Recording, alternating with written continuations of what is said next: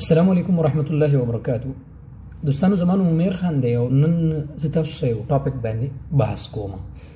او هغه دا دوستانو که تاسو چېرته انټرنیټ استعمالوئ او نن سبا هر سړی انټرنیټ استعمالوي نو راځئ چې د انټرنیټ نه موږ یو فایده واخلو، ځکه چې دا کومو خلکو جوړ کړی دی نو هغه د دې نه په لکاو روپۍ او په لکاو ډالر ګټي او کماوي.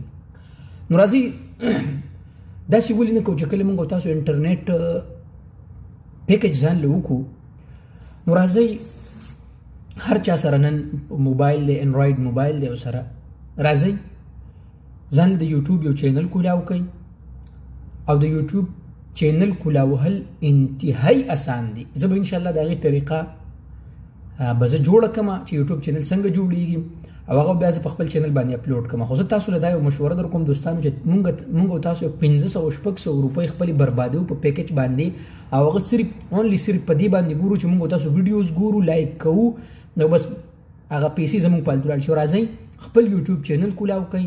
که په تاسو کې څه ټیلنټ وي، که تاسو تلاوت کولی شئ، که تاسو نعت ویلی شئ، که تاسو پرنګ کولی شئ، که تاسو څه قسمه ټیلنټ په تاسو کې وي د ګانو د واهیاتو نه بغیر، ویډیو جوړوئ، د چا ویډیو مه کاپي کوئ او ویډیو په یوټیوب چینل باندې هغه تاسو اپلوډ کوئ.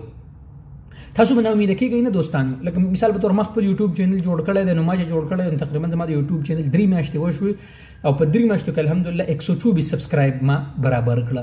نو دا خو داسې نه ده چې یاره زه به په میاشت کې زه په 2 میاشتو کې زه به ځان له 1 لاک سبسکرایب برابر کړم، یوټیوب پلی بټن به زه واخلم. نه، محنت به کوو.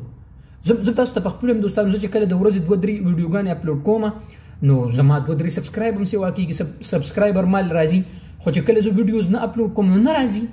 نو چې څومره تاسو محنت کوئ زه به تاسو له ورو په دې باندې طریقه ښیم چې په څه طریقه باندې سبسکرایبر زیاتېږي، په څه طریقه باندې کم قسم ویډیوز انشاءالله چې څومره قسم تعاون زمانه کې به تاسو ته کوم. نو دوستانو خپل وخت مه بربادوئ، خپلې پیسې مه بربادوئ، یوټیوب چینل کولاو کوئ، فیسبوک پیج کولاو کوئ او داسې وخت به راشي چې کله ستاسو چینل د لاک نه او یا د 10,000 نه واوړي نو بیا به انشاءالله داسې ټیم به راشي چې بیا به تاسو له یوټیوب به پیسې درکوي، په لکاو روپۍ به تاسو له درکوي، بیا به تاسو مزې کوئ. یو به ستاسو ټیم نه ضایع کېږي، یو به ستاسو وخت قیمتي کېږي او بل به ستاسو د هغې سره چې کوم دی نن سبا د انټرنیټ دنیا ده، بل به تاسو ته پیسې به تاسو په کور کې به ناستئ تاسو او په لکاو روپۍ باندې به تاسو په لکاو روپۍ به ستاسو اکاونټ ته راځي، په کور کې به تاسو الله پاک به درله رزق درکوي.